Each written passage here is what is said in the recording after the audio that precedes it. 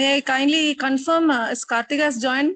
Kartika, have you joined? Okay, dear participants, let me introduce the resource person of this session, Mrs. Kartika Sivaraman, one of our alumni, and we are all proud to have her today here. Kartika completed her BE from our college in 2011, and she hails from the district of Thoothukudi in Tamil Nadu. Currently, she is the RFA Lead Software Engineer to Deloitte Financial Advisory Services India Private Limited. She is a senior data engineer with hands-on experience in big data technologies and AWS stacks. Having overall 12 years of experience in IT industry, worked in both product and based and service-based companies. She specializes in AWS cloud stacks, big data and Python, Java, superior technical RFP solution design, team management, product development, and she also has proven her ability to manage in completing the task, in complex tasks. She has various selected experiences such as she has been the technical lead in CAGDL development and also in HCP Hub. And she also has her experience in CDL migration and ANZ migration. Also, currently she is in the program integrity. She's expertised in various tools and technologies such as AWS, Python, Kubernetes, Kafka, PySpark, Spark Stream, Airflow, Great Expectation, Iceberg, and various. The list is extending long. Let me say it crisply. And she has received various awards and accolades. She has received the Spot Award from Deloitte, Big Impact Award in 2020 from Big Tap Analytics, and from the same concern, she has received Big Pat on the back for in the year 2018 and 2016. She has expertise skills in various fields: solution architecting, AWS stacks, Hadoop, search engine development, core NLP, Open NLP, Clear NLP, and etc. RDF, machine learning, Apache Jina framework, REST services, Spring Boot, continuous integration tools, coding optimization tools, and data science platform. So, dear participants, on behalf of all of us, I welcome Kartika Sivaraman and I hand over the session to her. Kartika, please. Yes, ma'am. Thank you so much, ma'am, for the detailed introduction. So yeah, hi everyone. So myself Kartika. So ma'am has given a detailed introduction about my career path as well as where I'm from. And yes, I'm an alumni of Dr. Shivandi Adityanar Engineering College. Proud to be a part of here as well. So yes, so let's start into the presentation. Let me share my screen. Yes. Okay, great. Yeah, so okay, ma'am. Thank you. So yeah, so today I'm excited to introduce you to the fascinating world of recommendation engines. So today we are going to talk about the recommendation engine. So what are all the techniques and what are all the types of recommendation engine available to us, and how the topmost industries are using these engines to leverage their products or services to the end customer, that is to us, right? So how they are attracting us towards them. So that's what we are going to see in today's session. So this recommendation engines are like a very powerful tool that are mainly designed to enhance the user experience by providing the personalized suggestion. So whatever suggestion provided by the tool which leverage recommendation engines would be more personalized to the user. So either that personalized information suggestions provided to us or based on the data analysis and also using some predictive algorithms, right? So for example, like whether we are shopping online or streaming our favorite shows in Netflix or browsing some social media content, right? So the recommendation engines are working behind the scenes. So that will help us to present us with the most relevant content and product which we are interested upon, right? So this is where the recommendation comes into the picture. And there are like many types of recommendation engine. So by utilizing these techniques, recommendation engine helps business increase the user satisfaction, retention, and sales. So these are the main key element for every business, right? So once the business get more user satisfied and the customers who are with the business are retaining for a long time, and if the sales of the business that increases, then obviously the net worth of the business will increase, right? So all these consolidated satisfaction to a business is given by using the recommendation engine. So that is the core point where we are with a recommendation engine now, right? So the recommendation engine basically transforming the way we interact with digital platforms. It's not like just searching something and getting the content out of the digital platform. Instead, it will get us the content which is more relevant and which is more what we are looking for, right? Instead of giving random content, it will give the content more relevant to us. That's where we will be more attracted toward that particular platform, right?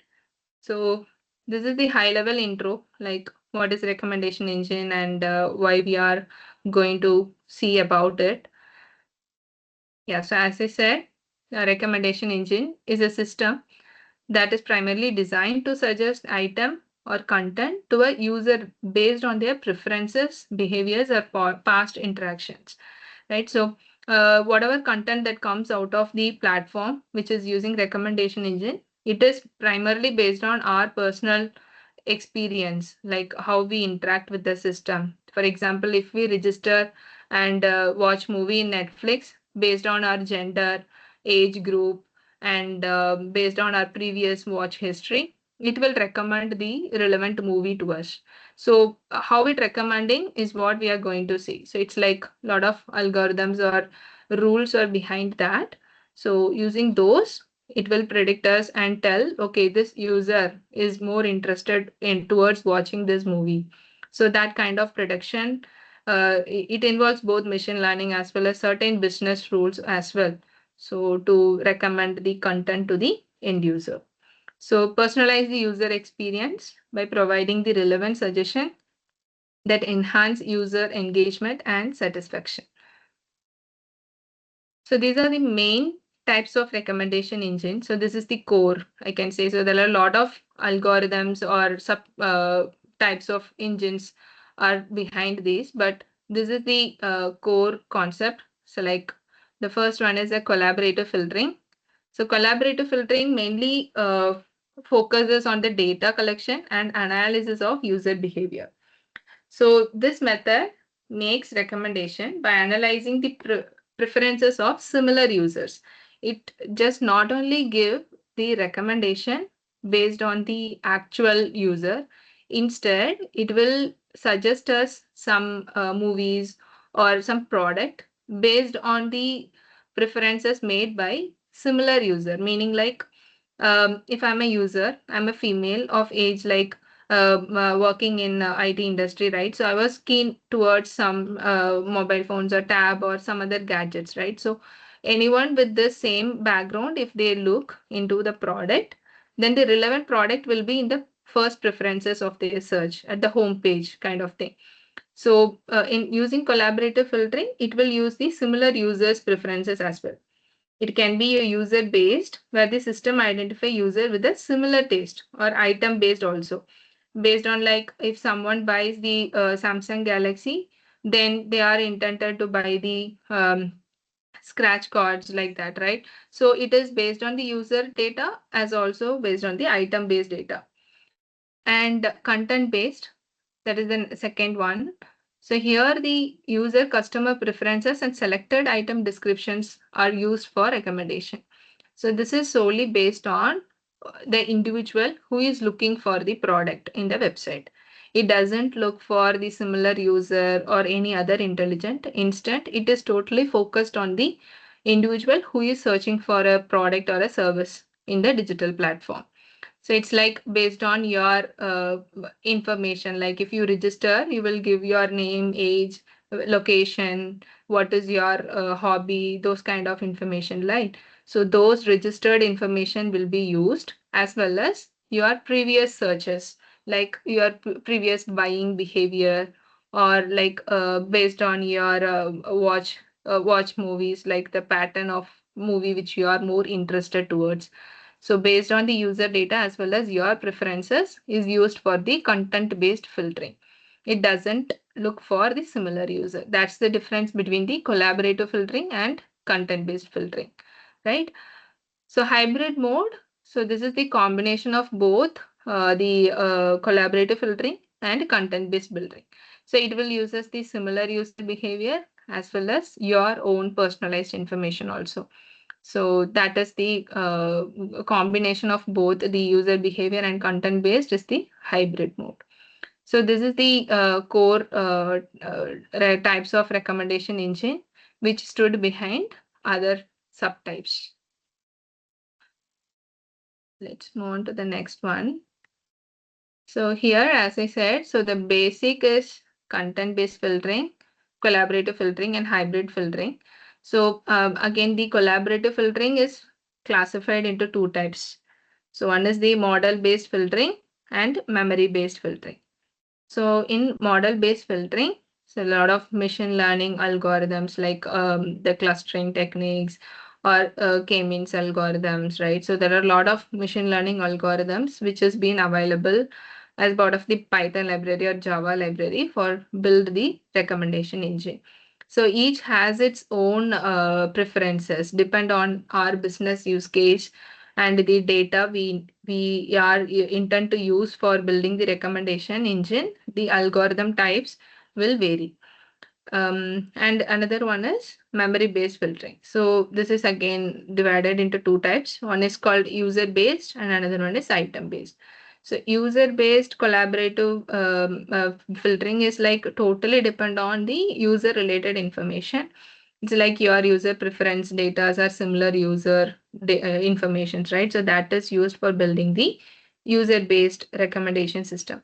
Whereas item based, it's totally depends on the product which you are looking for. And the if someone buys the same product, then along with some other product, then the combination of that product will also be shown and substitute of that product. For example, if we are looking for Samsung TV, then substitute of that is like LG TV, which is having the same configuration, but with slighter price deviation or might be with some slighter feature addition, right? So those are like an item based recommendation. So these are all the levels of types of recommendation engine, which is the core. Like for whenever we build some recommendation engine, we will be fitting into these either of these three based on the use case and the data we have.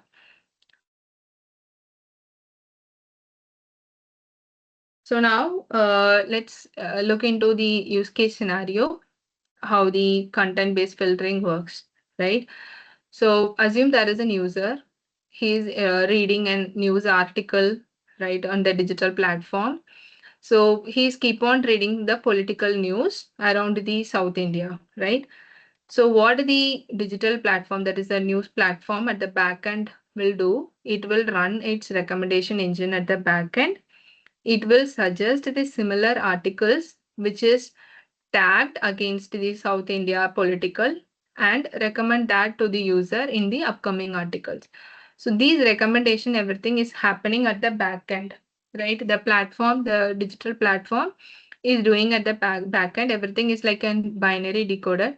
So whatever the article it has its own classification and it will do that algorithmic indexing at the back end, right?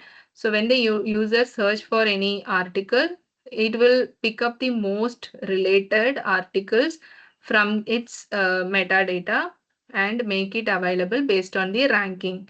So at the backend, it will do a ranking process. So a lot of process will run at the backend. It will at the final stage, it will give the top 10 articles based on the most relevance, right? Based on the content, what the user is reading and based on the user details like what age group and what is the gender, like which location he is from.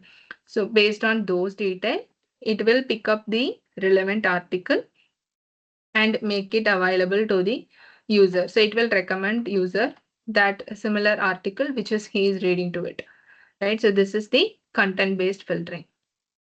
So am I clear till this?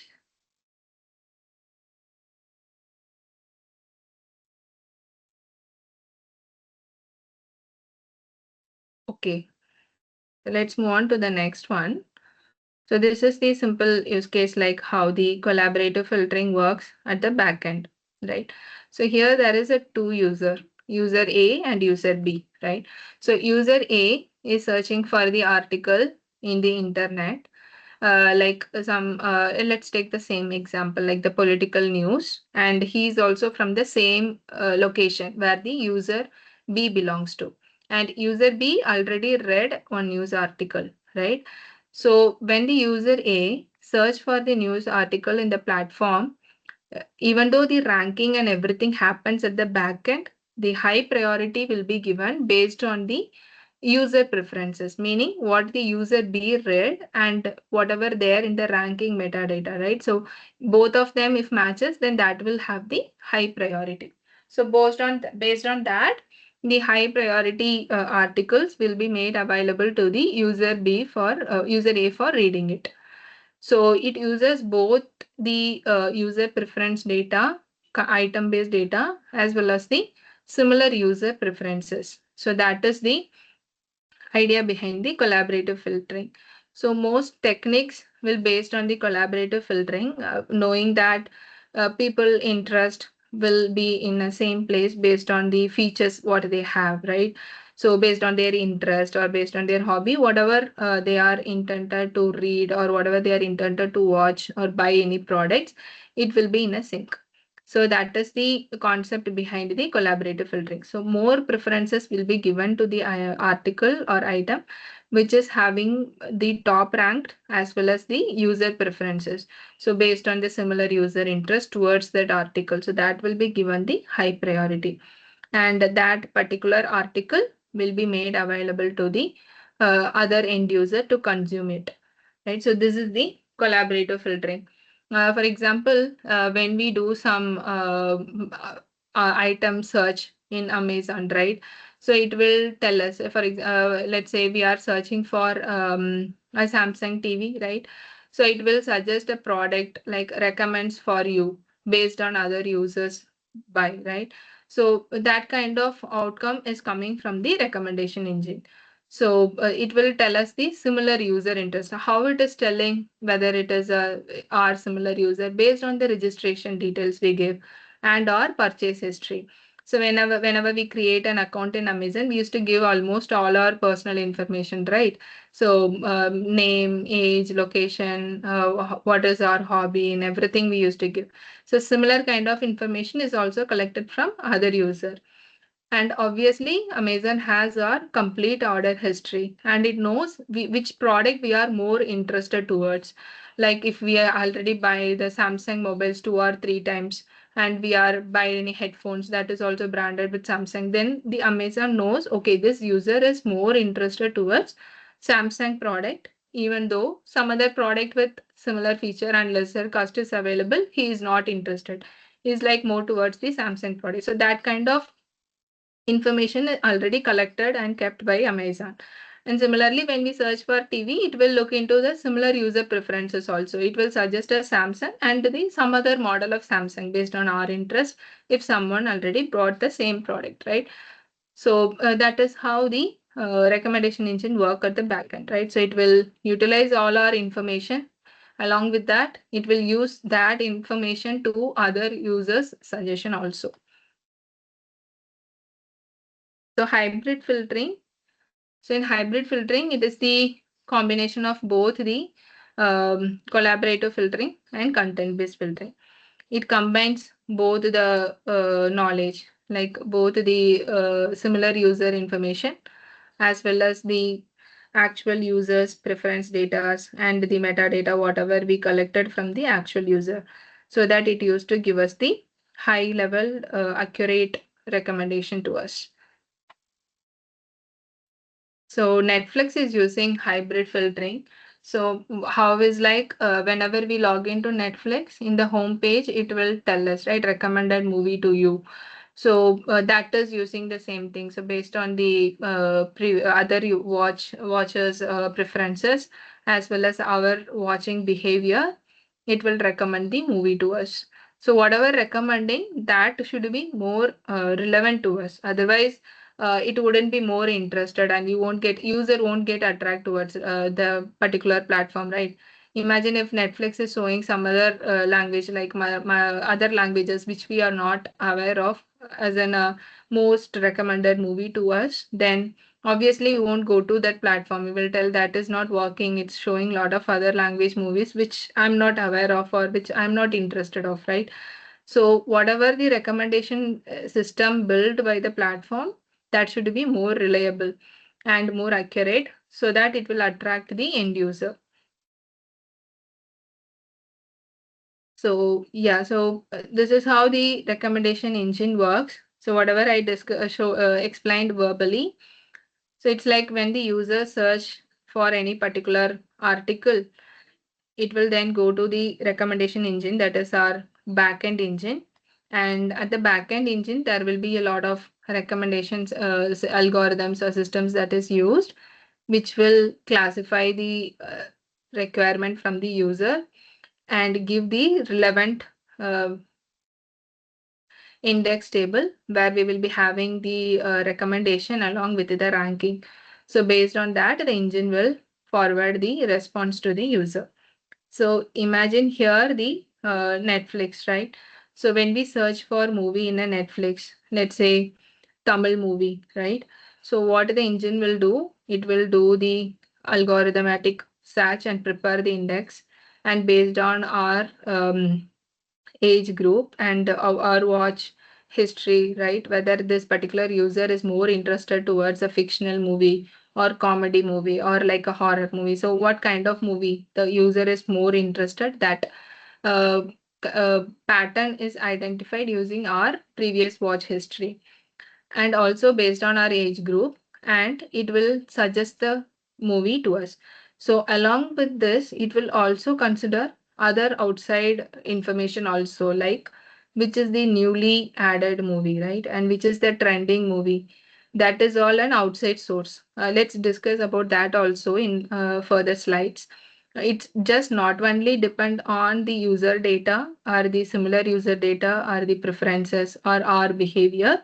It will also needs to capture few more details from the external environment so that the recommendation, whatever given to the user, will be more fruitful.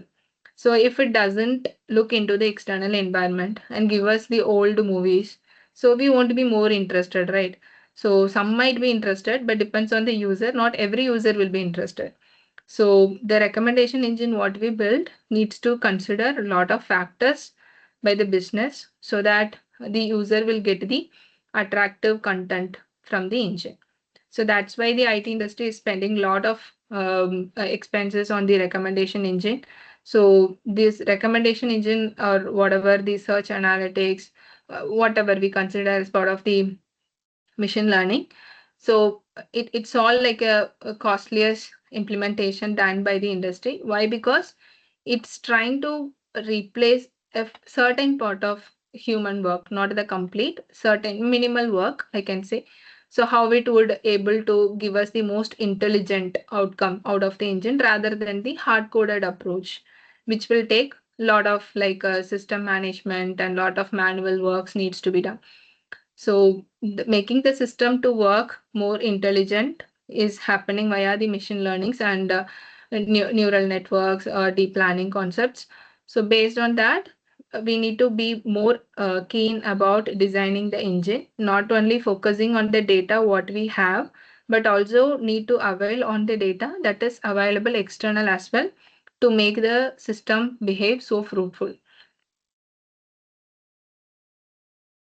So here are some applications of recommendation engine based on the classification. So most of the applications we have discussed.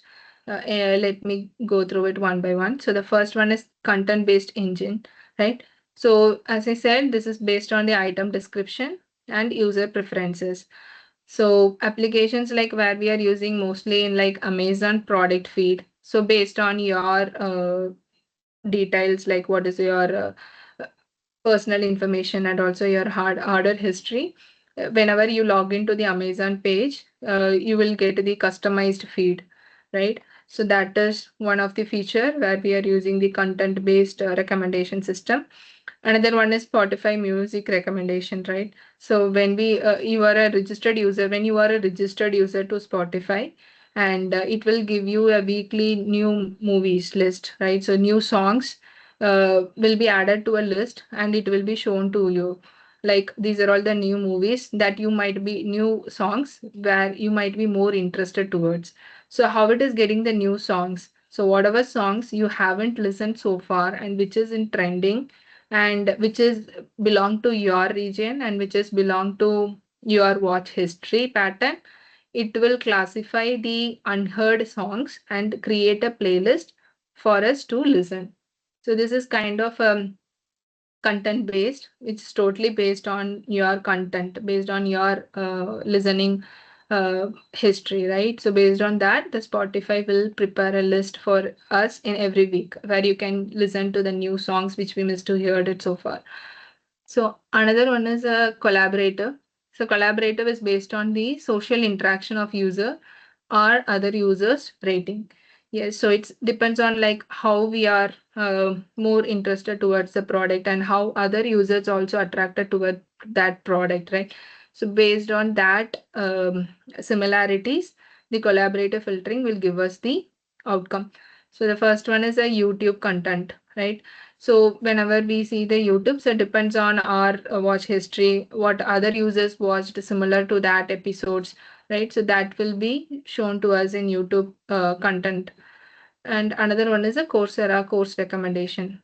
So when we log into the Coursera, so we used to give them the lot of personal informations like where we are working, what is our age group, and what purpose we are doing this course, etc. Right? So that information is also used. Along with that, what course we have read so far. So for example, if I was learning about the Kubernetes, right?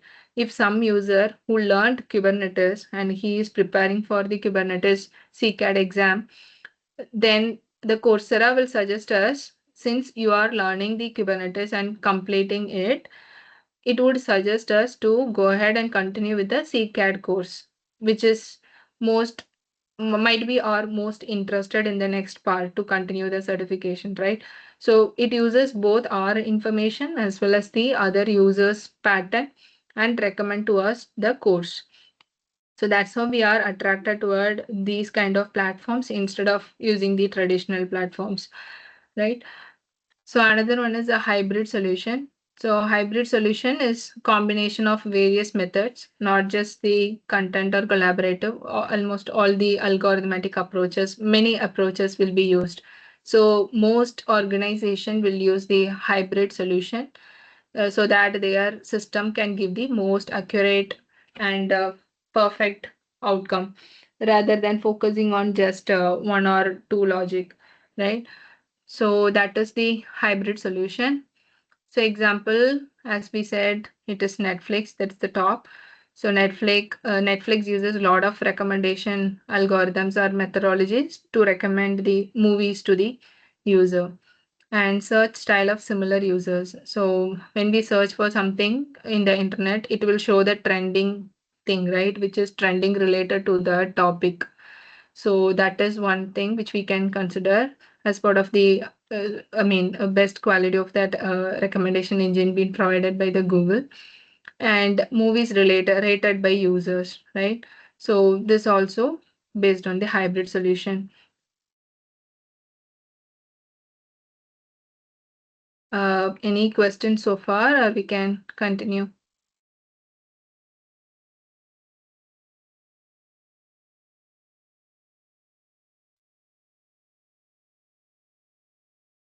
Okay. So moving forward, this is the, so since we have seen a lot of types of recommendation engine, here are certain platforms like how the recommendation engines are used across different industry, right?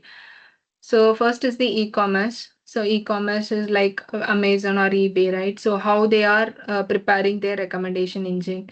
So we know like what all the algorithms are working behind the recommendation engine, but indeed the engine to work, right? We need to feed the engine. So every other, to make it distinct the features like how it works, every other platform has its own way of collecting the data.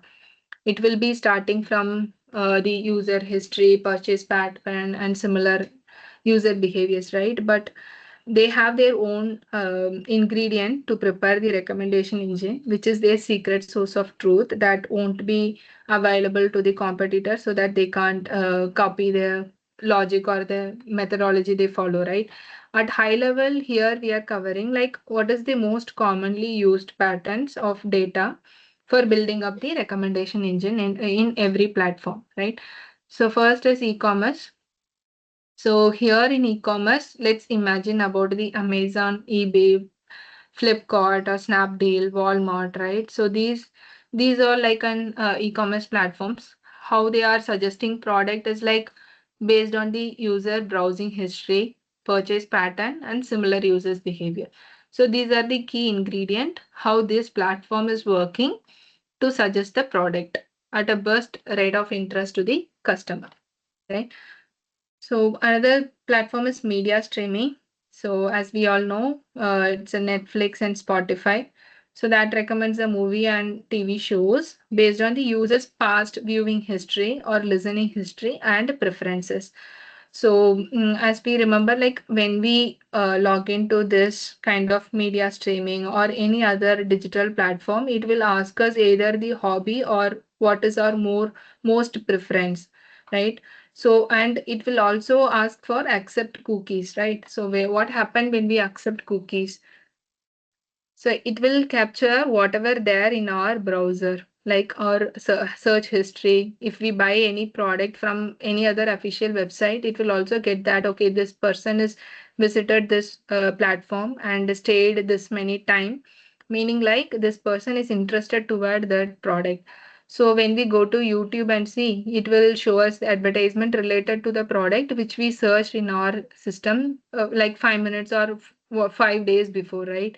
So those kind of data collection is happening at the back end, even without our knowledge. And we are just simply clicking accept cookies and letting everyone to use our information, our behavior to know to the industry, so that they are like with that information, it is all money.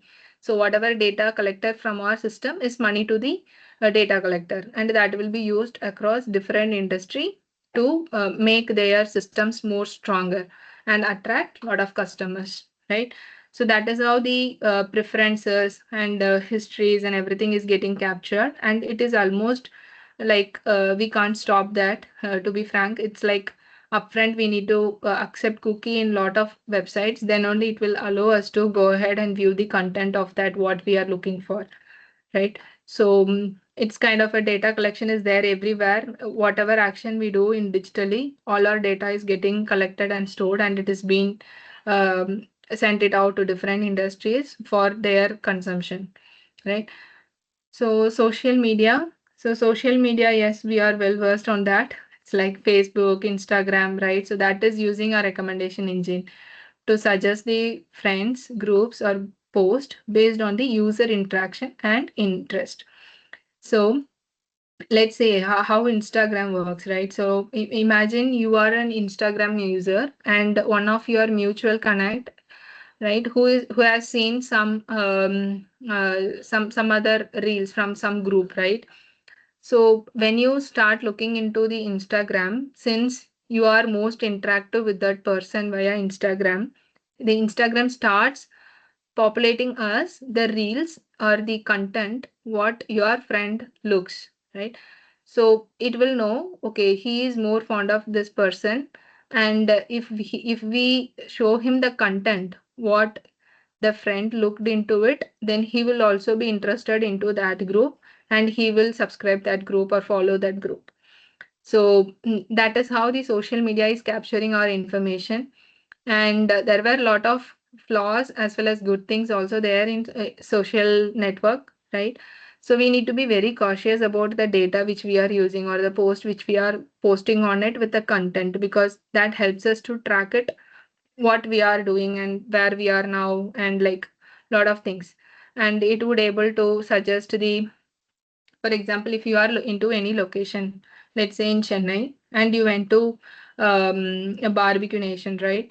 So it will suggest if someone is traveling to Chennai, then based on your feed and based on your rating or comment on the post with like, I enjoyed very well in Barbecue Nation, Chennai, it was awesome, right? So all these comments will be processed by the social media, and whoever posted like uh, traveling to Chennai, some kind of post like that, then they will start getting the reels related to like high viewed post. Like if your post has been high viewed and it has a lot of impression, then that will be suggested to the person, even the unknown person who is traveling, saying that this will be the recommended place for you to visit when you travel to Chennai.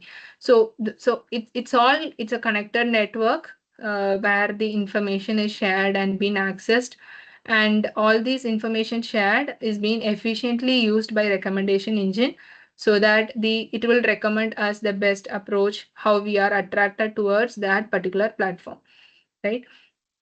And news and content website. So content website is Google News, Medium, right? So these provide a personalized content recommendation based on the user's reading habits and preferences.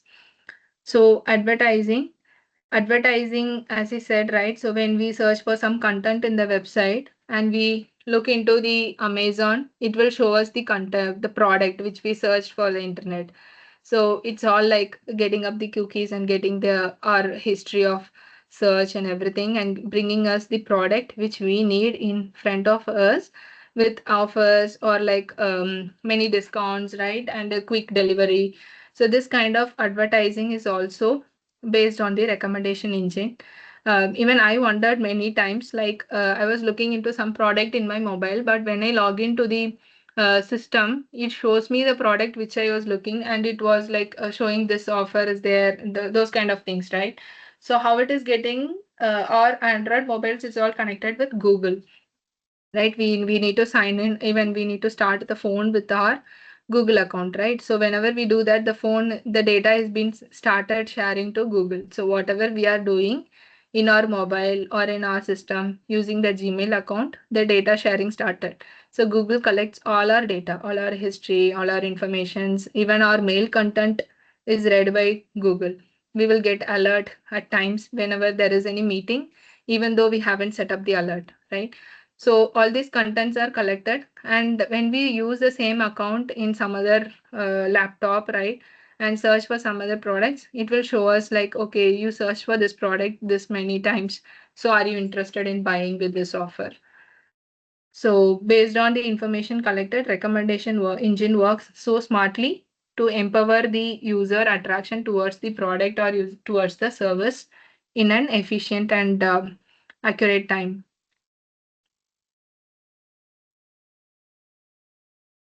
Yeah, so how recommendation engine works, right? So there are like multiple steps at the starting from data collection to the prediction, right? So data collection, as we spoke multiple times, so it's like a sources. It could be the user profiles, browsing history, purchase, and ratings, right? So based on these these are the source systems where the data collection starts from.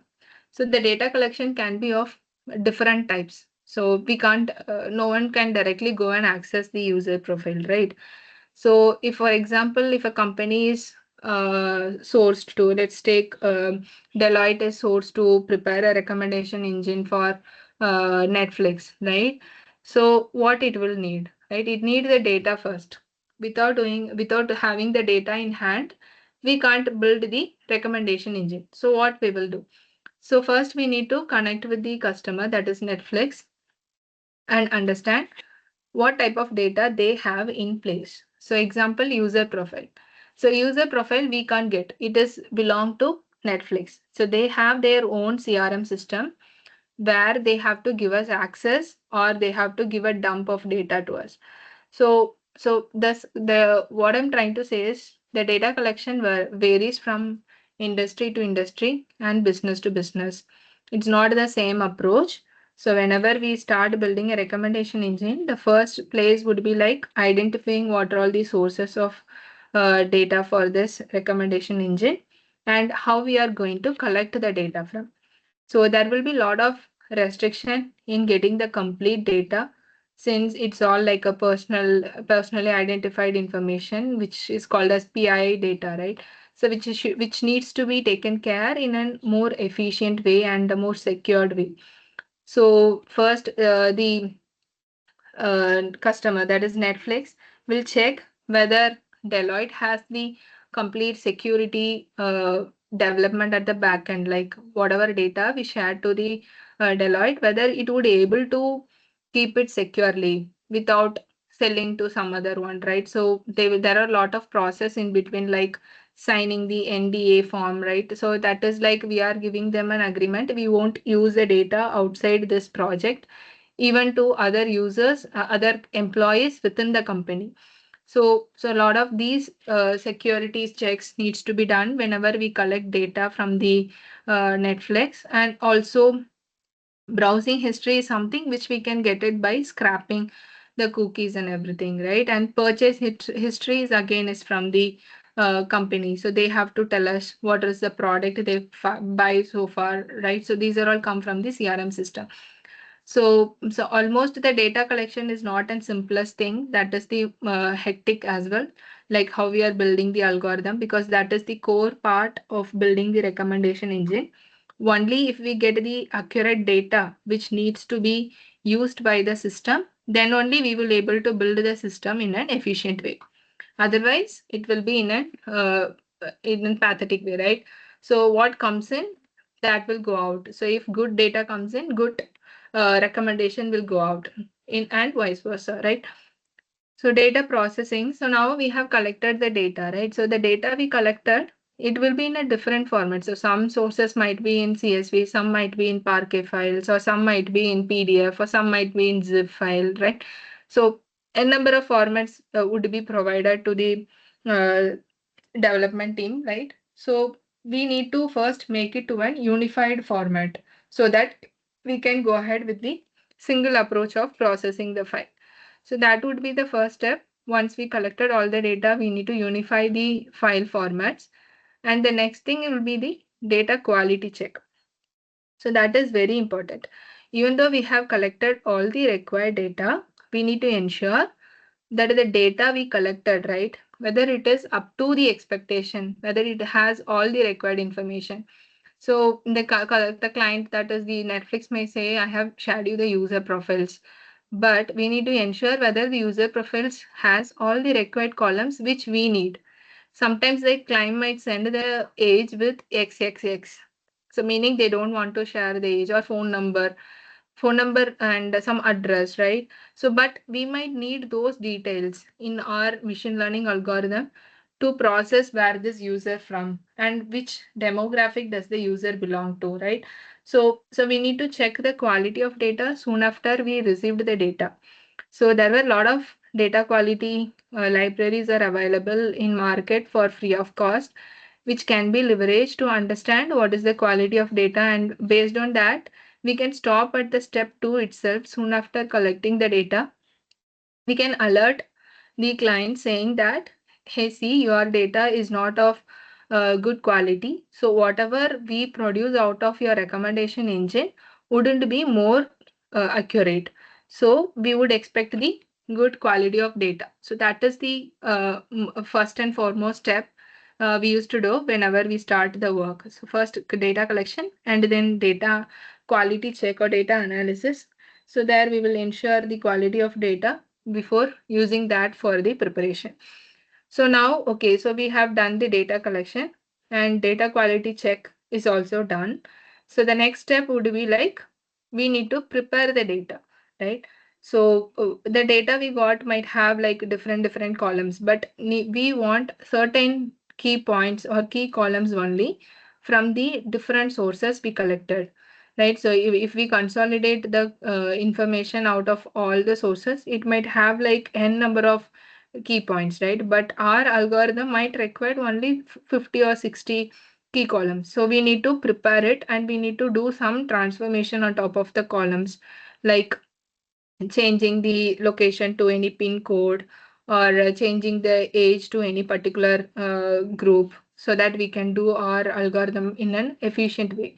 So in the data preparation step, we will do like whatever data we need to process by the recommendation engine, we need to prepare it. So these all things will come under data processing.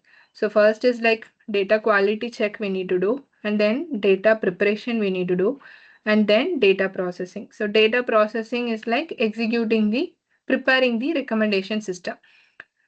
So we have to identify what algorithm is best suited for our problem statement, right? So that would be the main step.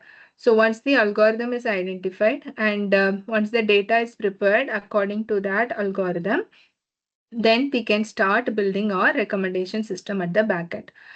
So now imagine that system is built, right? And then prediction and suggestion comes in place.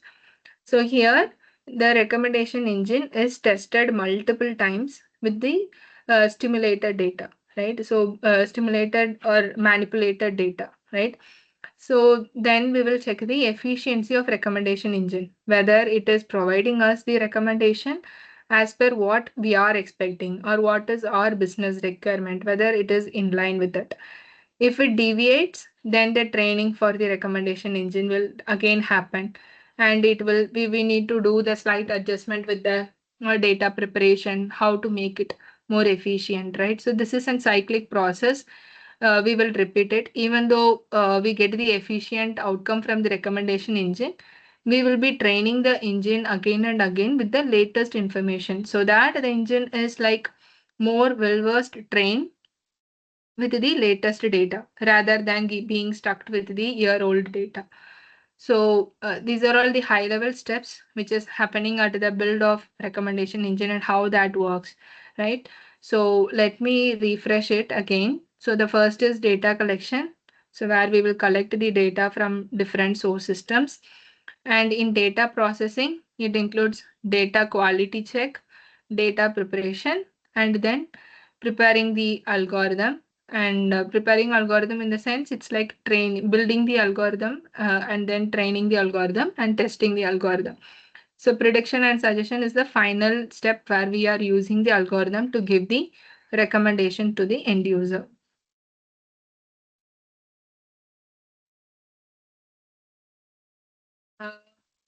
Clear? Any doubts here?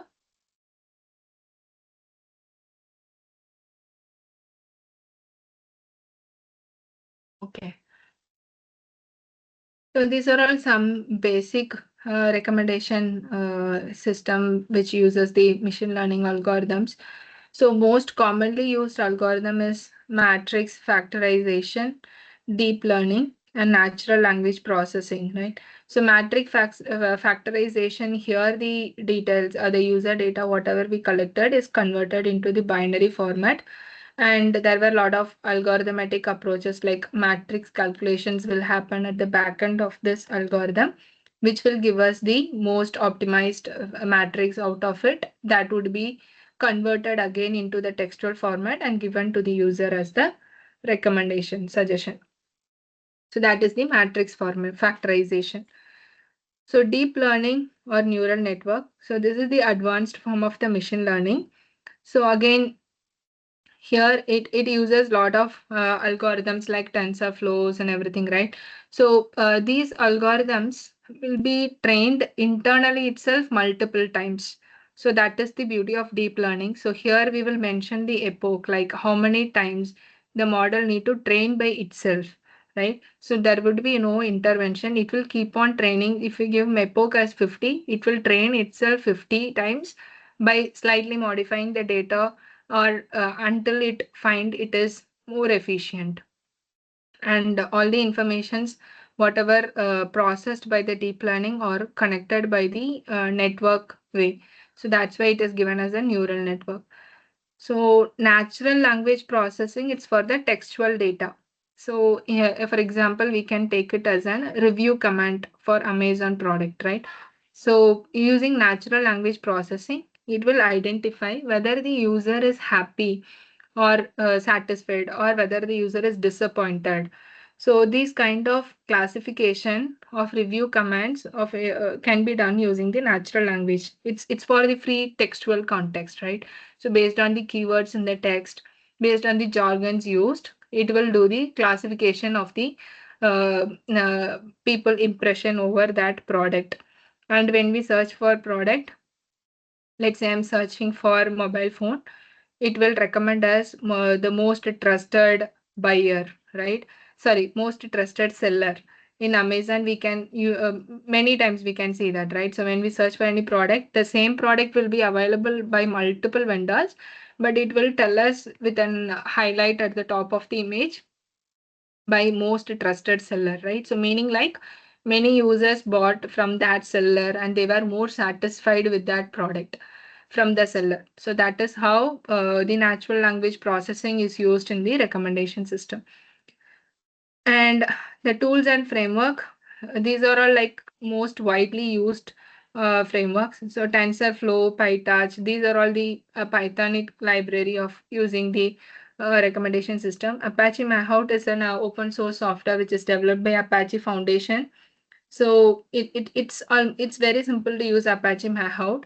So we can give them the data, what is required for the algorithm. We have the official document. So when we go through it, it will tell us what kind of data it will look and what algorithm suited for which use case. So based on that, we can choose the algorithm. And when we pass the data to that algorithm, it will give us the confusion matrix with accuracy rate and everything.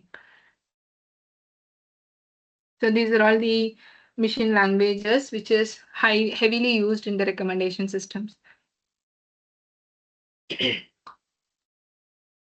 So build approach of recommendation engine. So far we have seen like how recommendation engine work, right? And how we are building the recommendation engine. So what are all the steps involved in building, starting from data collection, data quality check, data preparation, and then building the model, training the model, and evaluating the model, right? So these are all the high level basic steps which we follow for building the recommendation system. So by building those recommendation systems, we can get the recommendation out of the system, but how efficient and how accurate to it, right? So that is the big question mark. So whenever we build the recommendation engine, not only just focus on the training data which we feed to the model, we also need to consider other factors. So first, as we discussed, it is AAML. So we need to implement the advanced algorithm to provide the suggestions based on the past ratings, behaviors, RCRMs, etc. Right? So based on other things, we can prepare the best model, which will give us the good recommendation after a lot of evaluation. So not only the first step, that is AAML, will help in giving the recommendation in an excessively competitive environment. Instead, we need also focus on other factors. So the next one is the business rule, right? So business rule. So every business might have the own recommendation engine. For example, Amazon and eBay, right? Both of them can follow neural network, right? So in that way, if they use a simple neural network model, then the recommendation engine that comes out of the Amazon and eBay will remains the same. Might be slightly differ in the efficiency because of the data it use, but the core concept will be the same, right? So to make it distinct and differentiate from other competitors, we also need to incorporate certain rules which is specific to the business.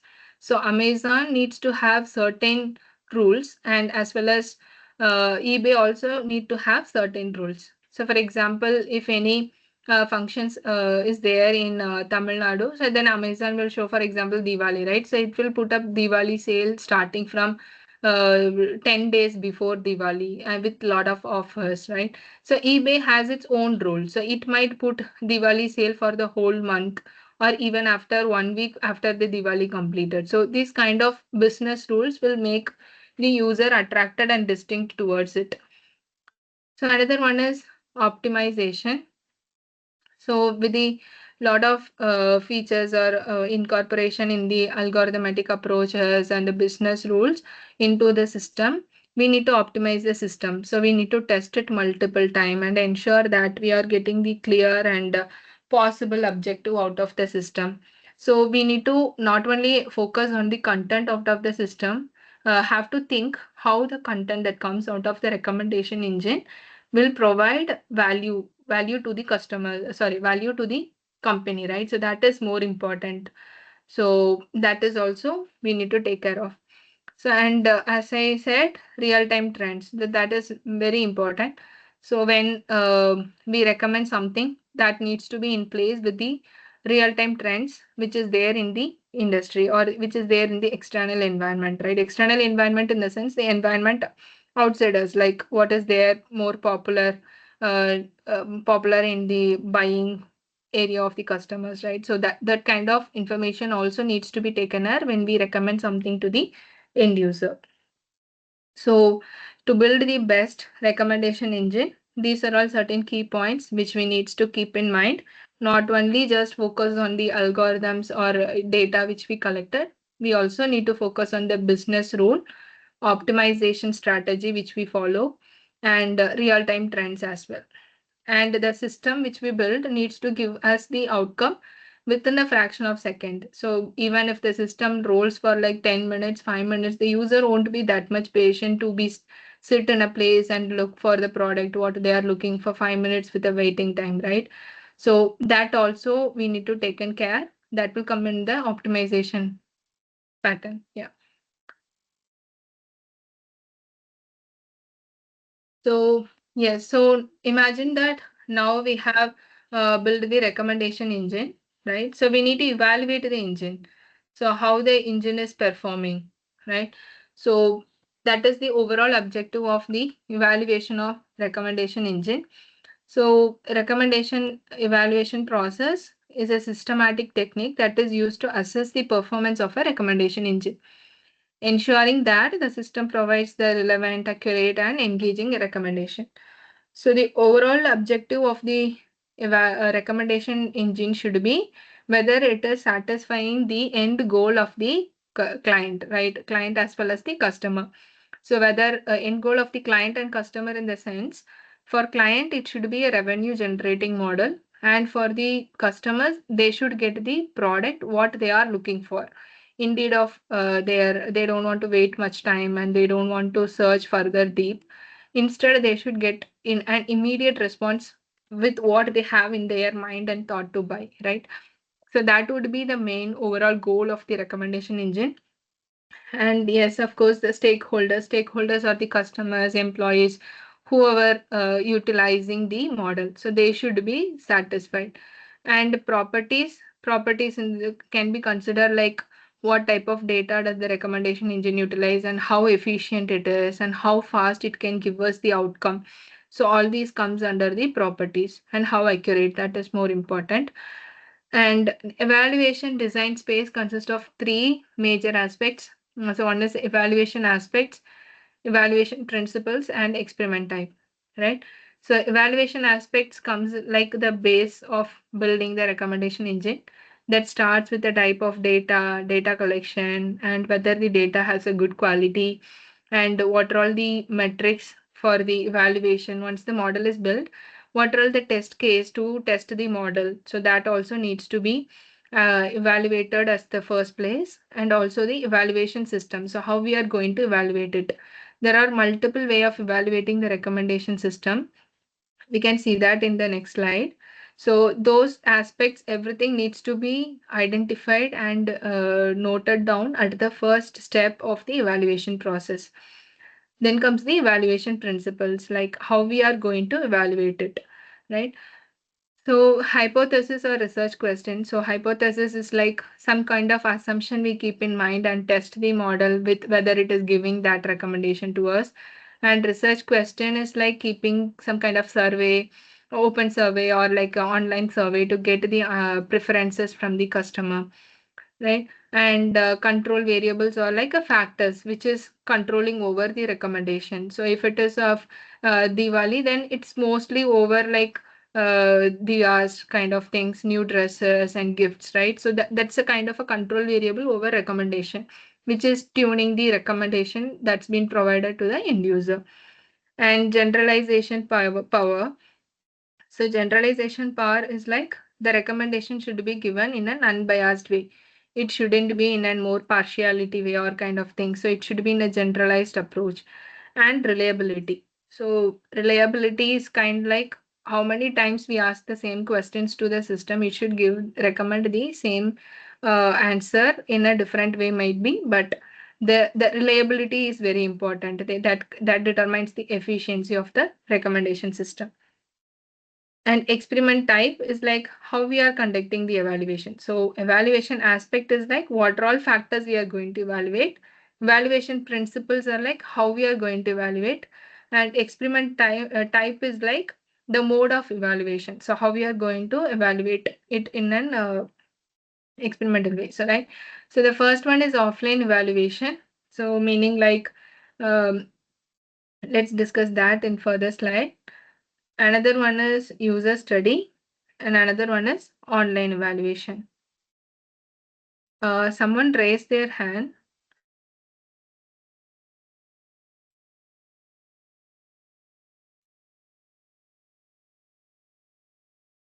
Okay. Yeah. So this is the recommendation evaluation process. So the first thing is like we need to define the evaluation goals, right? So measure, as I said, how it improve the user satisfaction or engagement.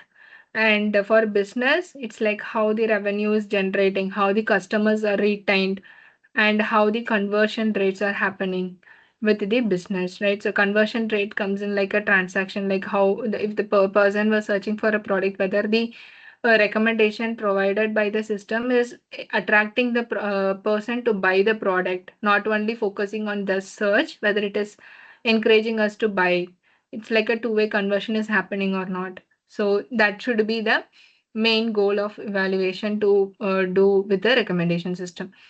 And evaluation type can be offline, online, and user. So offline is like with the historical data we got from the system, we can evaluate and see how the people, how the system is recommending to the people. And offline evaluation does not involve the live users. It's totally based on the historical data or any data which we have in the development environment that will be used for testing the offline evaluation. And online evaluation is like a real world environment with actual users. So we will develop as a prototype or a pilot and give it to a selective group of people, not to the whole community, to the group of people where they will use the system and ensure that how satisfied they are with the model, right? So based on the feedback, the model will be sent out to the production, or it will be again like go into the redevelopment phase of retraining it again and then send it out for the another round of online evaluation. So user studies is like collect direct feedback from users through surveys or interviews. So these are all one of the pattern of doing the user studies, right? So for example, in a lot of small industries, right? So homemade, let's take an example of homemade cakes, right? So someone is ordering a cake and that homemade cake brand is giving a mini cupcake as an freebie along with that cake, right? So if later on it will ask how was that cupcake, whether it is up to your expectations. So based on the survey, it will then recommend that to the other user as a main menu instead of keeping it as a freebie. It will they will develop the business to include that as a main menu and recommend that, okay, if you are interested with choco pie, then you would like this cupcake, right? So that kind of recommendation will happen even through the surveys or interviews, right? So yes, data preparation. So how we will do the model training and testing, right? So whatever data we collected, we will split them into two parts. So one is for training data and another one is for testing data. So we will follow the 70 to 30% model. That is 70% of data collected will be used for training and rest 30% will be used for evaluating the model's performance. So there was certain strategy also. It's not like splitting up the data like first out of 1,000, first 700 for training and then remaining 300 for testing. Not that like that. It is like we need to follow the strategy also. Like there were random split, time-based split, or k-fold cross-validation. So based on these strategies, we need to split the data and make it use for training and testing the model. So these are all certain evaluation metrics. which is used for evaluating the system, recommendation system we built. So first one is the accuracy metrics, ranking metrics, diversity and novelty metrics, engagement metrics, right? So accuracy metrics is like precision. So first parameter here is the precision. So like the portion of recommended items that are relevant. So precision measures the relevancy of recommendation given by the system to the end user. So recall is like proportion of relevant items that were recommended. So recall is kind of a proportionate calculation which is used for identifying the proportion of relevant item that were recommended. And F1 square is again another methodology for measuring the accuracy. And mean absolute error, root mean squared error is for measuring the error, meaning like deviation. So the customer might expect something out of the recommendation engine, but the engine would give something else, right? So these error, absolute error and mean squared error is used to measure the differences between the predicted and actual rating. So what is expected and what is given. So the difference between them is called as an MAE and RMSE. Another one is ranking metrics. So again, ranking metrics has different other strategies to calculate the ranking for the recommendations that comes out of the engine, and diversity and novelty metrics. So this evaluates how varied or unique the recommendations are. So that is the recommendation novelty and diversity metrics. And engagement metrics. So this is like checking the how long the user is in the website and interested towards that article, and how many pages does the user gone through so far with the same website so long, right? So in the news website and all, we can call it out as an engagement metric. So click-through rate is like how many articles they read, and conversion rate, and then dwell time is like how long the user spent in the websites. So only the attracted or the user attracted with the recommended articles will spend a lot of times in the website.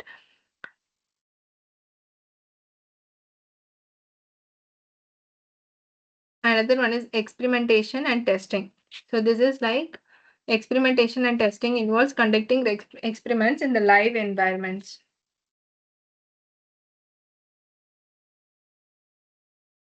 So 1 minute, let me charge up my laptop.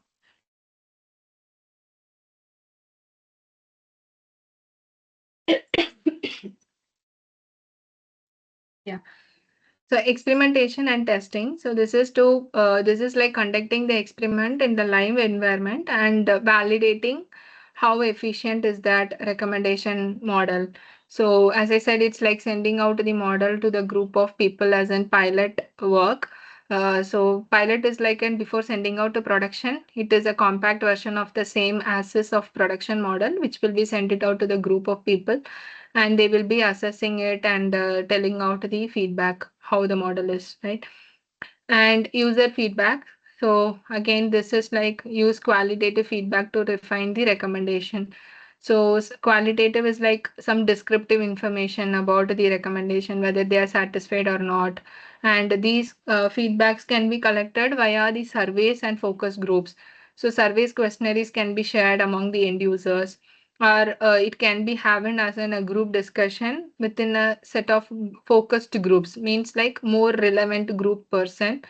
Among the more relevant group person, we can conduct the group discussion to understand how they are attracted towards the recommendation given by the system. And we need to, the main purpose of keeping this user feedback is to analyze the user complaints or suggestions, right? So they are anyway, the end users who is going to use the recommendation system might have some complaints or some suggestions, right? So we need to address to those and provide and refine the recommendation system to the customers.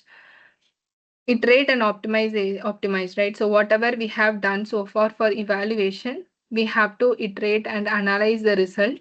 And if there is any gap in our recommendation engines, we need to either tweak the algorithms or need to tweak some business rules or some practices which is being followed in the recommendation engine. And again, we need to repeat the evaluation cycle so that we can get the good performed good performed recommendation system.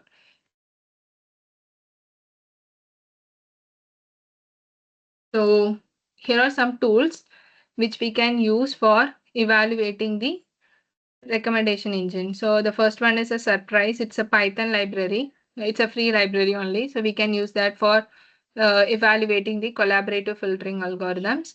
And TensorFlow recommenders. So this is for the machine learnings or deep learnings can also be evaluated using the TensorFlow recommenders.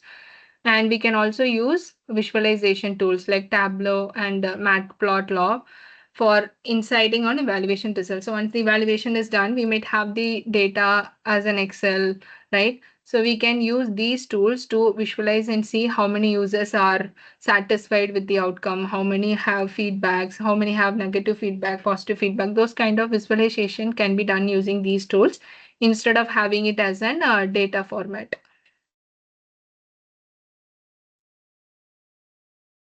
So here we can see some example evaluation process. So that is a movie recommendation engine, right? So we are conducting offline testing and online testing here. So offline testing is like use historical viewing data and splitting into 80% and 10. Okay. So how we are doing the offline testing is we have the historical, for example, let's take about the Netflix, right? So Netflix has the viewing pattern of the customer. So we will use that data and do the testing. So online testing is we are sending out the pilot version to a certain focus group of people and getting feedbacks from them. So user feedback, again, it's like conducting survey. So whoever used so far the pilot version, we are conducting survey to get the satisfaction or the feedbacks from them. If there is any development suggestions, we can get from the user feedback and we can improvise the model to get the good recommendation. So we have seen a lot of industries which is using the recommendation engine, right? So there should be something at the back end for these industries to use the recommendation engine. So these are all some benefits of using the recommendation engine, right? So the first one is like revenue. Obviously, if the business attracts the customers based on their interest, that is the topmost would be in the industry, right? So revenue is the main thing, and then personalization. So suggestions or recommendations are provided to the customers based on their personalities, right? And enhance the customers' engagement. Customer satisfaction, which is the key for the business, would be attained by utilizing the recommendation. And customer retention, if the customer is more attracted towards the particular brand, that is Netflix, for watching movies all time based on the recommendation given, then that is the good point of having the customer retention, right? And deliver reports. So whatever we are doing, it helps us to take some decision with the widespread options are recommended by the system.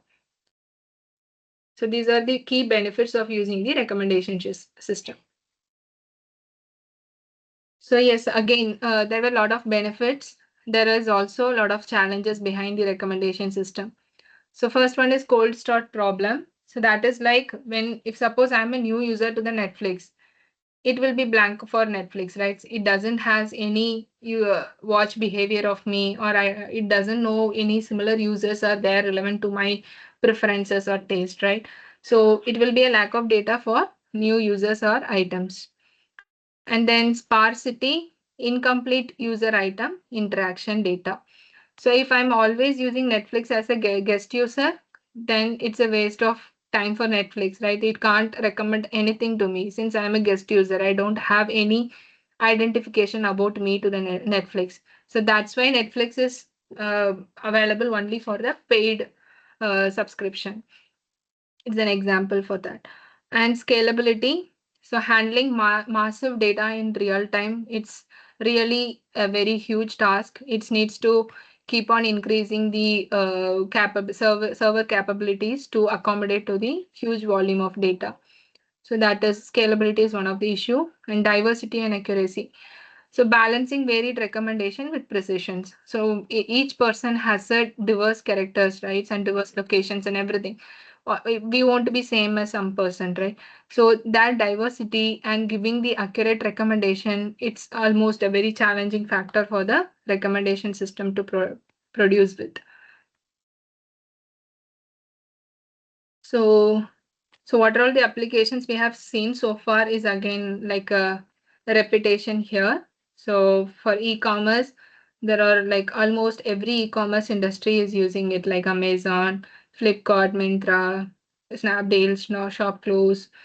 Almost every e-commerce platform is using the recommendation. So example is given like this, right? So customer who bought this item also bought.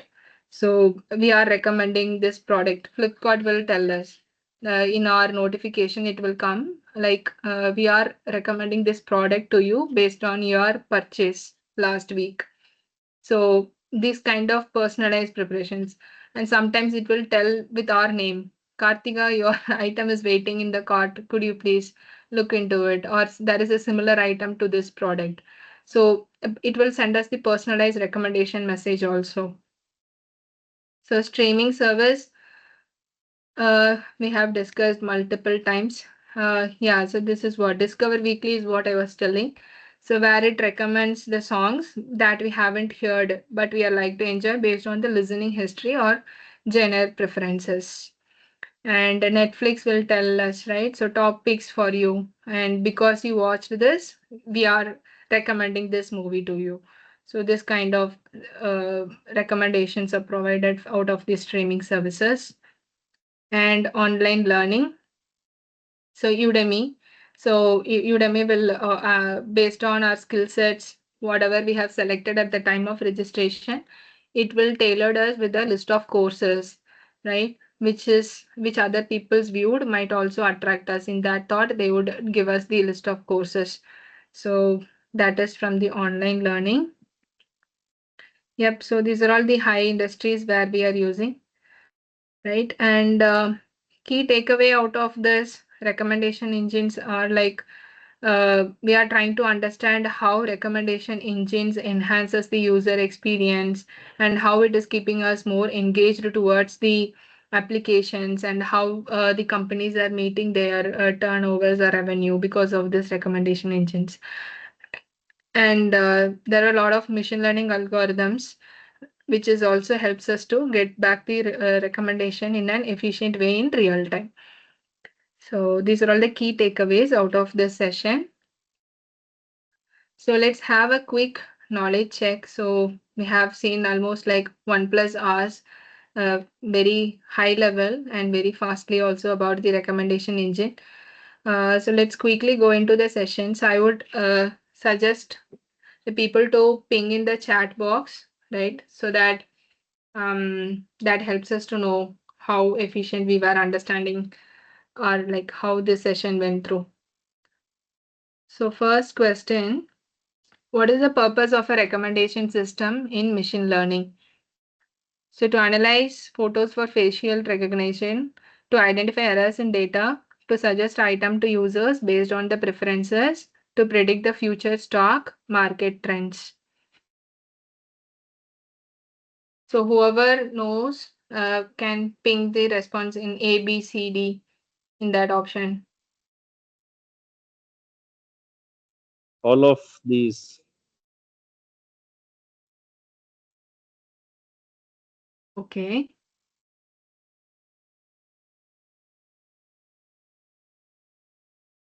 Anyone else want to give a try?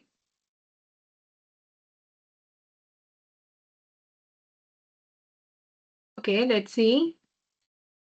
So the purpose of recommendation engine is primarily to suggest item to user based on the preferences, right? So that is the core concept of recommendation engine. Whereas to predict the future, these are all forecasting technology. And to identify errors in data, that is a data quality technology, right? Methodology, right?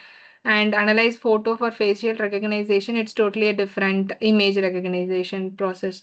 So the main core of recommendation system, the purpose is to suggest item to user based on their preferences. The next one, in a collaborative filtering, what is used to recommend item to user based on their similarity to other users? user item interaction or historical data, weather patterns, type of food they dislike, political opinions. Anyone can give a try?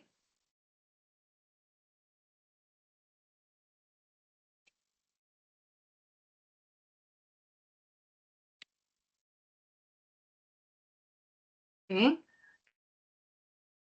So the answer is user item interaction or historical data. Weather patterns, it's not that important for collaborative filtering. And types of food they dislike, no.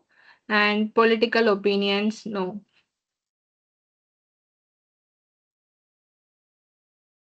Next question, what is a common type of filtering method used in recommendation system that does not require explicit data on users or items? So read through the question. It does not require explicit data on users or items. It just depends only on the user preference data, not on explicit data on users or items. So what could be the answer?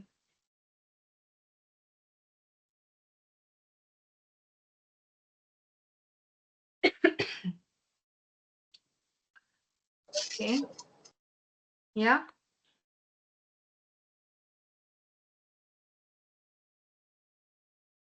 Okay. The answer is content-based filtering. So content-based filtering recommends items based on the features of the items and profile of the user preferences. The next one, which metrics is often used to evaluate the performance of recommendation algorithm by measuring the percentage of correct recommendations made. So it's like measuring the number of correct recommendations made. So far in the slide, we have seen only about recall and precision, right? Yes, so the answer is precision.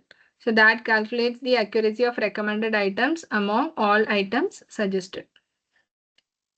The next one, what is the purpose of fine-tuning a recommendation system based on feedback received from users? So why we are fine-tuning the recommendation system based on the feedback?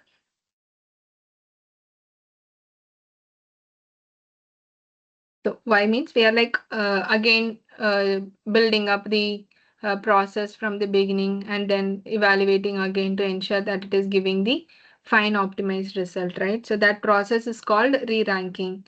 So re-ranking involves adjusting the recommendation result based on the user's feedback. And the next one, in the recommendation system, what methods involves using the rating given by users to predict the unknown rating for collective items? Sorry, ratings for items. So this is someone has given the rating for given rating by users to some product, and we are predicting to identify the rating for the unknown. So it's based on users, right? So it is a collaborative filtering. Predicts ratings for item based on similarities with other users' rating. The next one, what is the name of the algorithm that recommends item based on the items previously rated by user? It's totally based on the items, right? It's not a memory based, it's not a content based, or not even model based. It's an item based. It's about that particular product.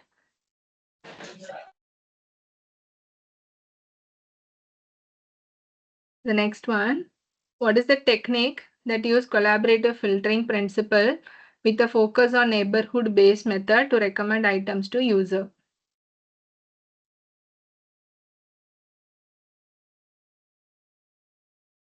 So in collaborative, we have two types. So one is item based and user based. Since it is based on the neighborhood, like on users, right? So it's an user based collaborative filtering recommendations that is used to target the users. So that's all I have. Any questions?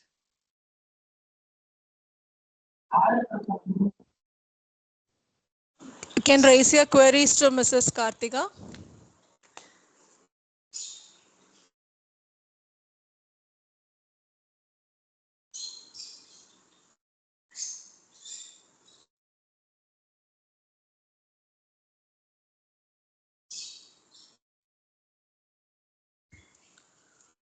Okay. Yeah, thank you so much. Thanks everyone for patiently listening these 1.5 hours. Thanks for your time.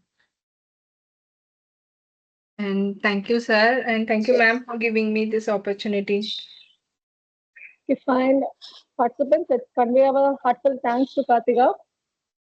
Being a faculty, first teaching our students is a passion, but learning from our own students is a great opportunity.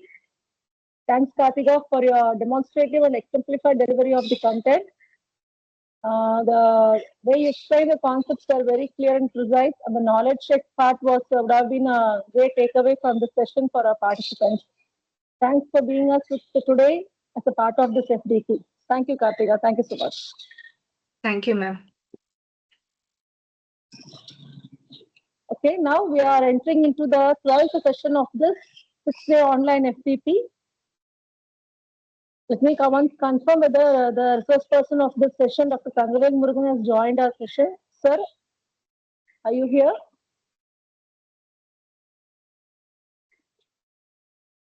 Okay, participants, please wait. Let me check once. Good afternoon.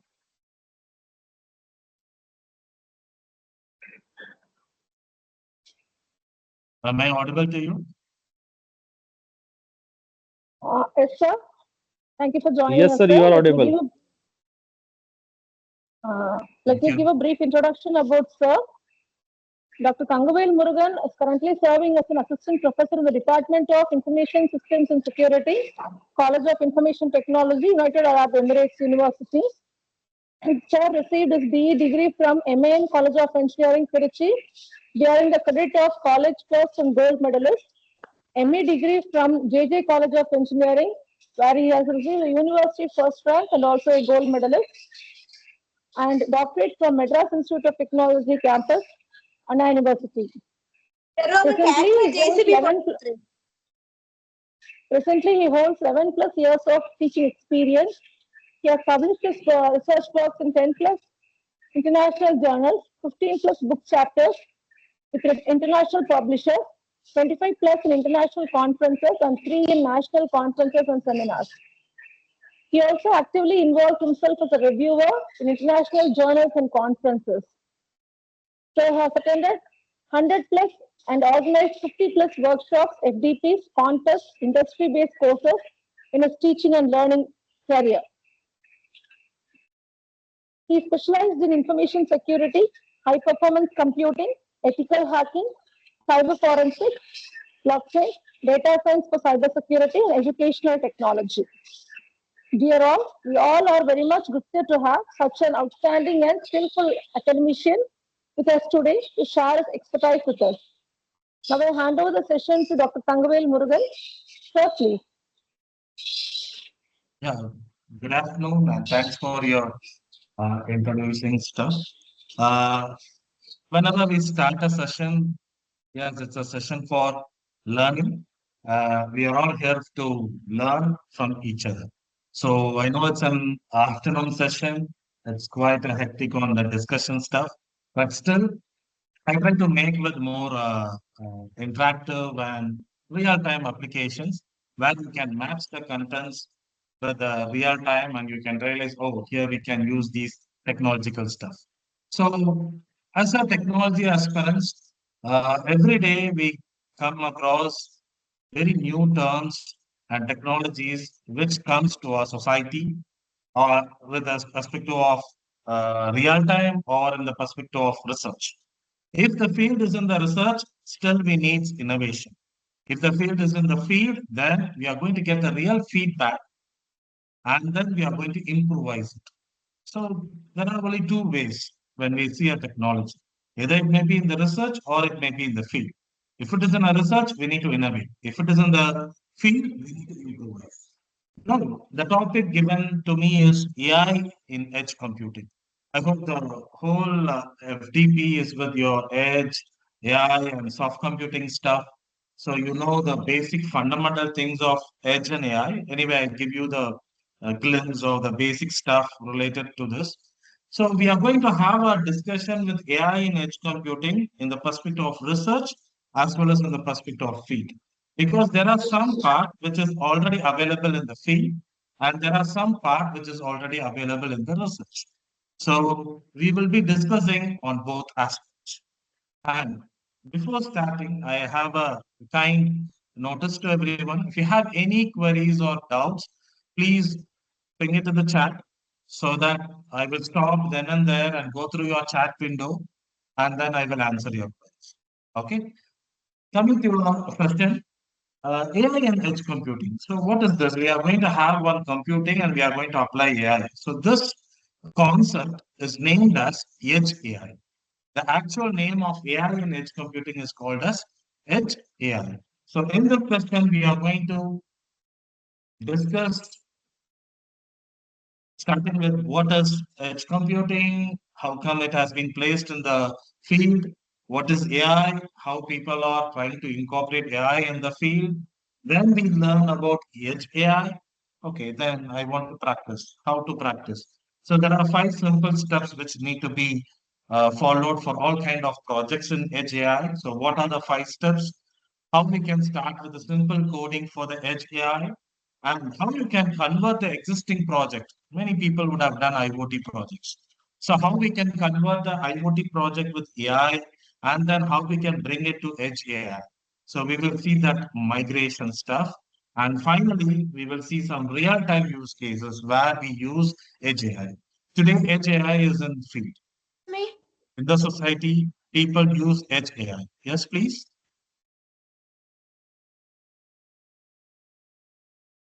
I can hear some voice. Hope my audio is clear and my visual is clear. Yes, sir. Audio and video both are clear, sir. Okay, great.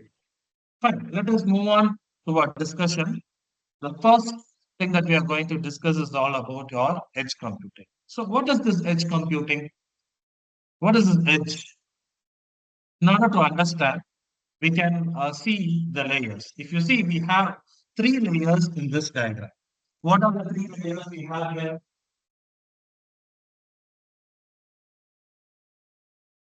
The first layer is considered to be the edge devices or the IoT devices.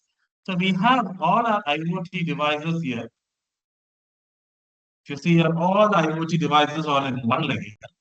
And these IoT devices are connected with some devices which is going to process the data or which is going to control the IoT device.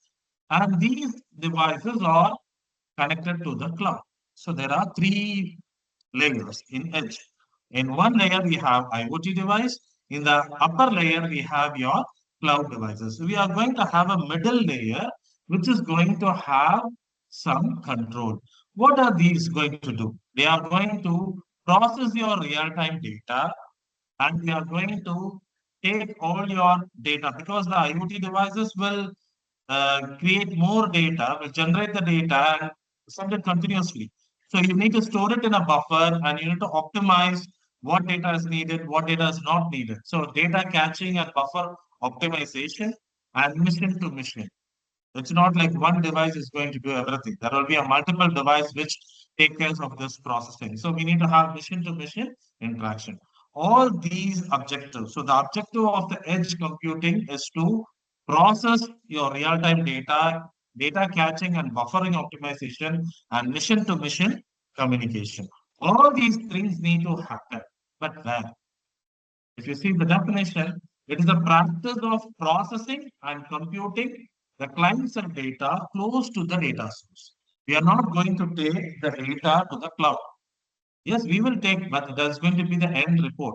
So we are going to have a nearby computation stuff where it is going to process all your data and going to make a decision. Okay, so this is a simple concept of edge computing. We bring all the computing resources near to the field instead of taking it somewhere in the cloud, because we don't know where the actual data is going to be stored in the cloud. So why we need to take all the data there, process, and then come back to the field. So have a middle layer like edge, which will process all your data and give a decision. Okay. How it works? What are the things we need? First, we need 6 components in order to make edge computing successful. The first one is edge devices, which is your end devices. where you have sensors, cameras, or your Raspberry Pi devices, all the IoT devices, which is capable of collecting the raw data. And the second one is edge gateways, which is going to act like an intermediary. Okay, this gateway is going to be like a connecting point of all your IoT devices, right? So it is like a connecting point. So all the data that has been collected from each device will be sent to this gateway. And this gateway is going to connect your servers. And these servers are going to be in the edge layer. It is not like in a cloud, it is going to be in a edge layer. So we have this gateway will hand over the data to the edge servers. Next, in order to make this successful, we need a good network connectivity. We need to connect these devices and gateways to servers. So these three levels of connectivity need to be happen successful using your internet connectivity, either as by LAN or WAN. Next, we need to have appropriate softwares and middlewares which is capable of processing all the data in your edge servers. And then after processing, that data need to be handed over to the cloud, right? So after processing the data, after making all your inferences, submit the data to the cloud. So for that, we need an appropriate softwares and middlewares. At last, in order to manage all the communications, see in this, from the devices, there will be a gateway which will connect these servers. From the servers, it will be connected to the cloud. All these communication links need to be managed and secured, right? So that is one of the important component we need in your edge. So this is the very simple key components of edge computing. Okay, now moving on. The simple steps to make it very simple. Why we need to go in deeper of technical? Let us think in the field. Suppose I have a signal, right? A road signal. So how I can incorporate edge computing in the road signal? So I will be having cameras and sensors for all the 4 dimensions in your road signal. So first, I need to have all your IoT devices, which is going to generate the data. What is the data? It will record, okay, how many devices are there in that lane, right? Any emergency vehicle like ambulance is coming in that lane. So it will observe and try to detect the objects, right? And the edge is something like the servers that is near in the road signal, right? So this servers will monitor this data and it will start analyzing it. But how the server and the cameras are connected, we need to have an edge gateway, right? So through the gateways and routers, we are going to connect that sensors and cameras with the edge servers. Now the edge servers will process your data as per your program. It will identify, okay, there is an ambulance, this is an emergency. So give priority to that lane, right? Reduce the green signals and try to give the green signal to the lane where the ambulance comes. So this decision is taken in now. We would have seen like there will be a policeman, traffic policeman, who will manage the crowd, right? So if you want to automate it, yes, you can automate with your edge computing like this. So all the summarized data in hourly basis or in a periodical time that will be submitted to the cloud for the future analysis. Suppose in future they want to develop the city, then they will analyze the cloud data, saying, okay, how many vehicles are coming, when it is highly trafficked, all right? So they will use all these data in order to improvise the city, like a smart city, right? All the historical data will be useful for your future decision making. So these are the simple steps. The only thing which we need to take care here, your IoT devices are connected to the gateways, and gateways are connected to the servers, edge servers, and these edge servers are connected to the cloud. All of these communication links need to work properly and it must be managed properly. If someone trying to mishandle it, then the total thing is going to be a mess. So we need to protect these communication. All right. So this is about your edge computing. Okay. Where we can see this edge computing, well, what is the application field? Whether we have this in your real time, the answer is yes. If you see the transportation associated for the signal, right? Healthcare, manufacturing, grid edge control and analytics, energies, electrical stuff, remote monitoring of oil and gas, traffic management, edge video orchestration. Like that, we have many applications. I have taken some real-time application to see where we are using edge. The one popular application is your Tesla autopilot system, right? So we have like a autonomous vehicle, driverless car. Yeah, it is managed with your edge computing. Why? Why it is considered to be edge? So there is a camera, right, and sensors in the vehicle, and this vehicle will collect all the data and give it to a board. There will be a board, right, which is act like an edge server. All the data will be given to that board, and that board will analyze. Okay, oh, there is a car that's coming, whether it is front of this vehicle or in another lane. So a human is crossing like that. The traffic signals, right? All these things need to be monitored with a camera in your vehicle, right? So all these data will be recorded and given to that on-board computer, which is in the car, which is in the vehicle. And that will process based on the program. It will process and it will make a decision whether to stop, whether to slow down, or whether to move fast, like that. It will make a decision. All right. So how the decision making is going to happen in the car. Right? It doesn't want to go to the cloud there. It doesn't want to take a decision. All right. Everything is going to happen in a car. So this is one good example of edge computing.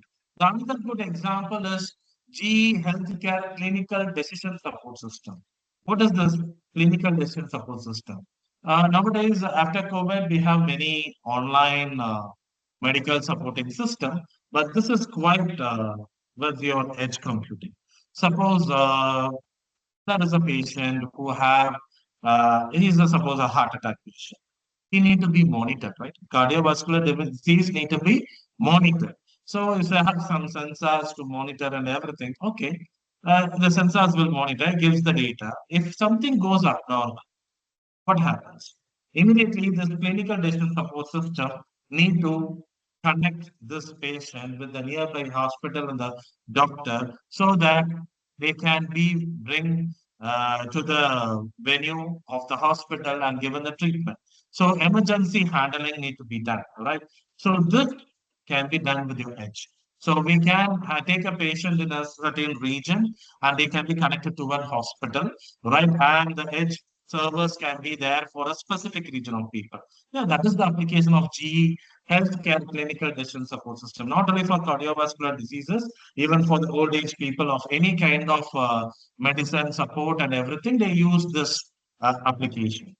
And similarly, there is one automation system for the industry, which is Rockwell Automation Edge Compact Logics, which is the controller, which is trying to control all the actions of the industry, right? There will be a robot. Today, people use robotics and manufacturing. So, how to monitor and control all the manufacturing process. For that, they have this edge. So, they don't want to connect all the robotic devices to the server, which is available in the cloud. They can connect to this controller.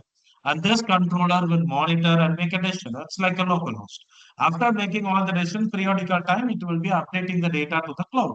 So it can be used for the historical analysis. So these are the examples that we have in real time for the edge computing. But still we have challenges. Whatever technology we have, yes, we are using it in the real time. It has the benefits, but still we have some challenges.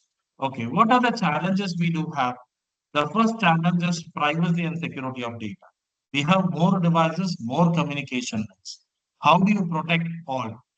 Right? So it is a challenge. It doesn't mean, oh, we cannot protect, nothing like it. It depends on the architecture. We need to use a effective mechanism to protect your data, but it is a challenge. How do you maintain the privacy? How do you maintain the security of your data? And when you expand the number of devices, it's very hard to manage. Reliability, yes, we need immediate decision making, the speed and the efficiency, right? All these things are considered to be the challenge. But the benefit, yes, we are we are having a provision to protect your data, to increase your size of your data. You can make a faster data processing, cost effectiveness and speed. So all these are the benefits of edge computing. But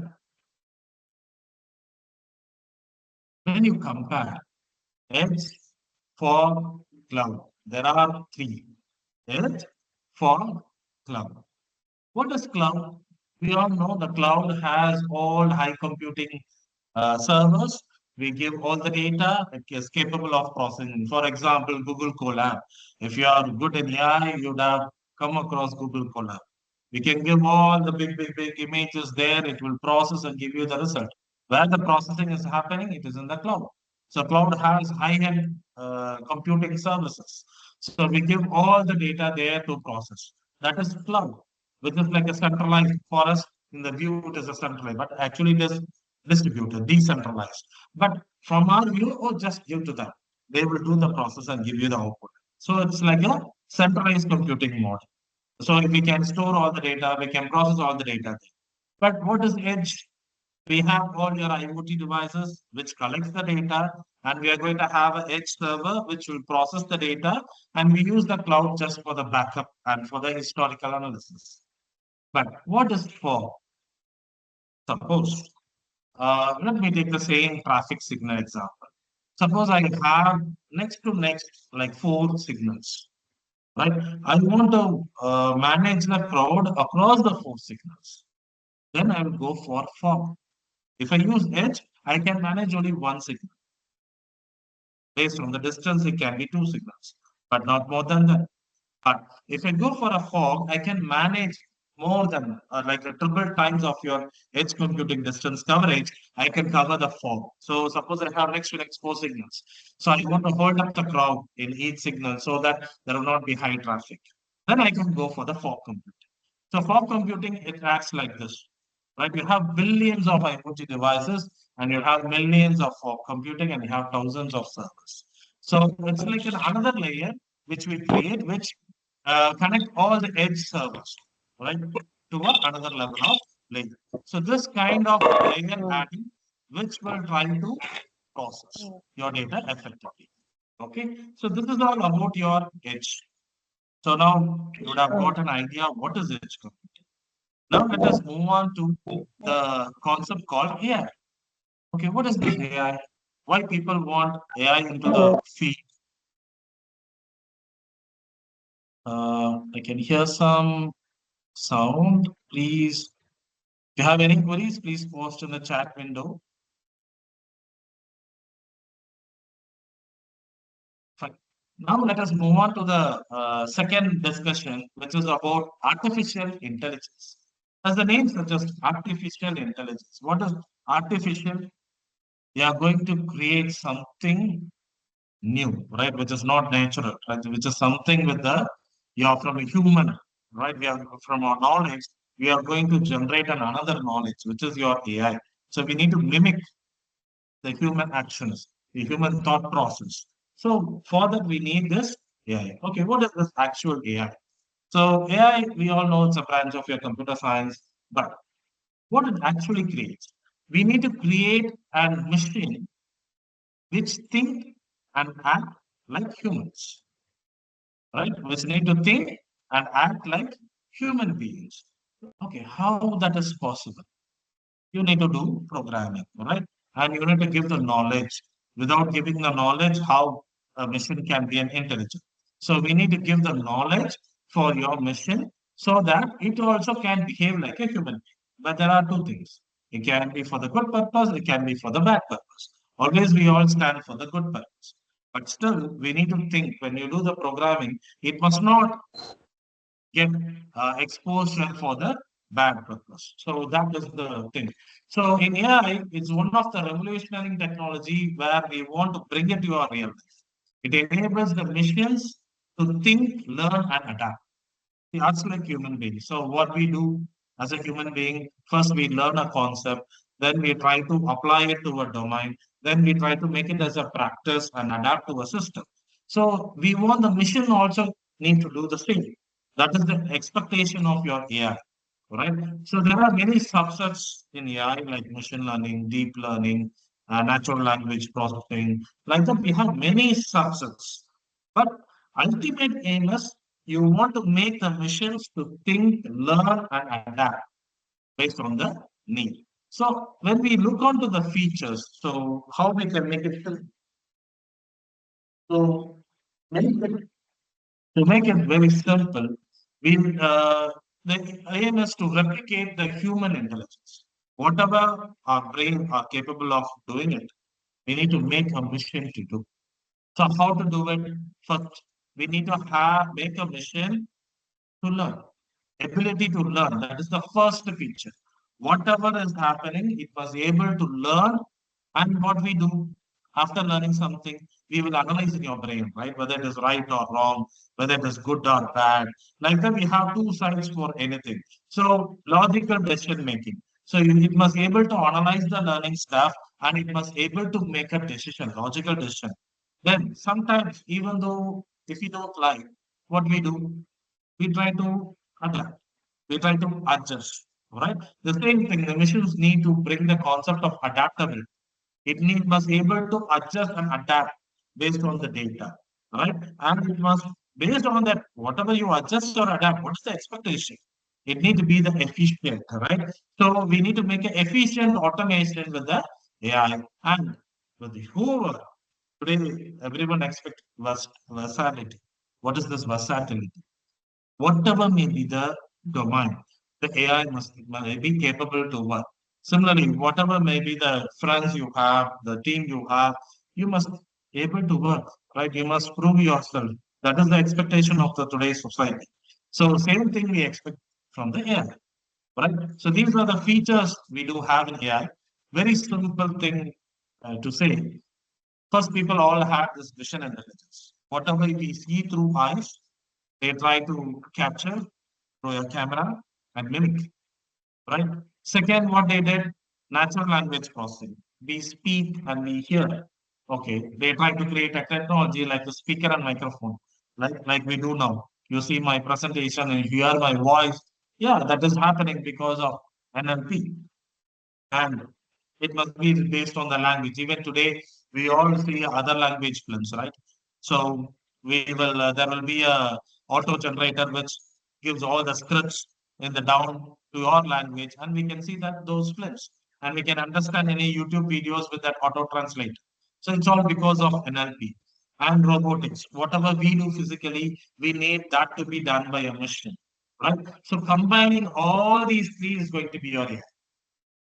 Your vision, your NLP, and robotics. Combine all these three and put it in one bucket, that is going to be okay. The very simple definition of that. Now people move on to the next level. Now it's an era of LLM, large language model. People all stick on to this generative AI and they have all the LLMs to make this. Today, what we do, if we want to draw an image, what we do, we just go, previously we all go for Google search, right? Now we go for your LLM, generative AI. Come on, put the context, let it create the image, let it create the content. Then you take it, you try to modify it, and then try to bring the actual output. But the first attempt to know what it is, we use your LLMs, right? So that is the ultimate expectation is AI, but it is not that easy to achieve. So always the vision is going to be the superficial, right? So there will be some missions. So people started focusing on machine learning. Do you know which year people started focusing? It is from 2018. People all started, oh, let us go on the machine learning stuff. Till the time people data mining will be there. Only few people are expert in data mining. But and they all started to focus on ML. Then everyone today, whatever may be the domain, everyone started using ML. What is the capacity of ML? It can learn the data to improve the performance without explicit programming. So just you need to do a program to a machine how to learn from a data. Then the machine will learn and it will improvise the performance. And mostly we go for ML for the textual data. And when we go for a deep learning, which is with the neural network concept, it is capable of analyzing a complex data. So where we go for multimedia content like images, videos, right, audios, we go for the multimedia content analysis in your deep learning. Now people all move on to generative AI. Come on, it can able to generate. Okay, what is generative AI in simple? What we do in generative AI? We just write a prompt, right? Come on, create me a content for this. We just write a prompt. But what actually happens in generative AI, there will be two people. One person is called generator, another person is called discriminator. To make it very easy, since we all belong to the educational system, teacher, student. Who is the generator? Student. Who is the discriminator? Teacher. So if a student writes an assignment and give it to a teacher, what teacher will do? Teacher will evaluate and give a feedback. What is the reason behind giving the feedback? To improve us. Similarly here, if I say to the generator, hey, come on, give me an image for a cat. Generator AI doesn't know what is cat. The generator just try to create something and give it to the discriminator. The discriminator will have all the knowledge. It has all the data set knowledge. Based on that, it will guide the generator how to draw a cat. Right? And it will be like million tries. It will not be like 1 or 2 tries. We get the output in 1 or 2 seconds. But all these 1 or 2 seconds, what it does? The communication between the generator and discriminator is going to be for million times to make a successful cat diagram. Right? So that is going to happen with your generative AI. Today, people all use, there are many open LLMs. You can take and use it to your domain. So what usually we do in AI-based projects? First, we need data. We get the data. Okay. After getting data, that will not be perfect. So we try to clean, prepare, and manipulate the data. So it's just going to be a pre-processing. Right?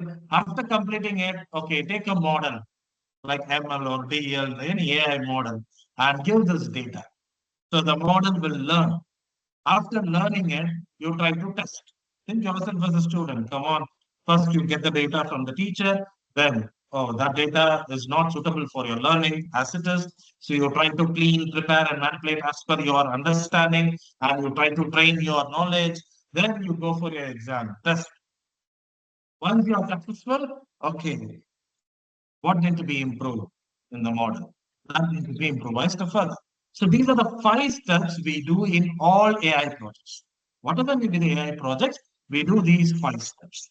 And today we have more and more advancements in AI, and there are some real-time examples with AI we have in your day-to-day life. For example, we all use Siri, Alexa, Google Assistant, right? How many people go to YouTube and type? No, even the small kids just they take your Siri, Alexa, Google Assistant, come on, play this video. And it's going to hear the voice. Even the kids' word pronunciation has been understood by these assistants, and they are fetching the data of what they are needing. Right? So which is your AI application. Your social media, suppose if I want to create a LinkedIn post, right? Your LinkedIn itself has a generator. You write, type whatever you want. The AI will be there to make it as a colorful post, and you can post it in a LinkedIn. Even it can manage your behavior, who can be your friend, what posts need to be posted in which group. All these recommendations is going to be there with your social media stuff. Similarly, driving, as we have seen, facial recognition, fraud detection, your spam detection in your email, any recommendation system. You had your previous session as recommendation system, your content streaming, smart keyboards. Suppose if you're going to type, oh, next character is going to be like this, like search engines, all these day-to-day, it's your day-to-day application. We live with AI, like we all practice to live with COVID. We all started to live with AI, right? So the improvements in AI is this. We have 3 types of AI. We are in ANI, artificial narrow intelligence. Still now, these devices are dependent on the human beings. So if the AI is dependent on the human beings, if they are going to learn from the human being, then that is narrow intelligence. Okay, then after learning what the machine will do, the machine will become intelligent, right? Then the machine will start learning from other machines. You don't want to train a machine, right? Now we are in the era of ANI, artificial narrow intelligence, where we give intelligence. So this human brain, this is the system knowledge. So we give our knowledge to the system brain, and then it performs. So that is the stage 1. The stage 2 is going to be all machines. No human being intervention. It knows very well. Suppose if you are comfortable with Swiggy and Zomato stuff, your Swiggy knows, okay, which food is your preference, which store is your preference, what your family likes, what your friend likes.